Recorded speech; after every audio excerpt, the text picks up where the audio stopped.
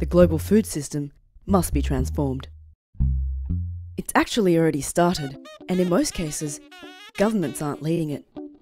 It's changing from the roots with individuals, organisations and movements connecting globally via vision for a healthy system that supports everyone. A growing desire for change has been gaining momentum, and its focus is a system with global solidarity, where we listen to the unheard voices and needs of all and act out of cooperation, not competition, where we share resources fairly and value the environment, and where everyone has enough to eat, always. This shared vision that is growing from the roots is pressuring governments and corporations to change their old ways, giving way to innovation and increasing solidarity. Consumers are putting pressure on companies to shift to ethical and sustainable practices.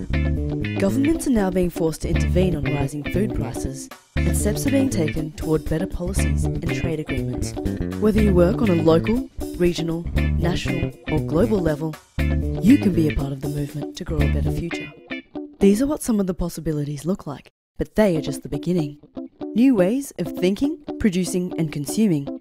A paradigm shift in agriculture towards more sustainable and ecologically friendly practices that benefit the world's 900 million small farmers, not just agribusiness. We don't just focus on crop yields, we focus on quality and distribution, better waste management, sustainable consumption and green consumerism. Adaptation to climate change and a reduced vulnerability to impacts, as well as a global deal on climate change to ensure countries are working together towards more sustainable practices. We preserve our resources and share them fairly. We take action on trade agreements.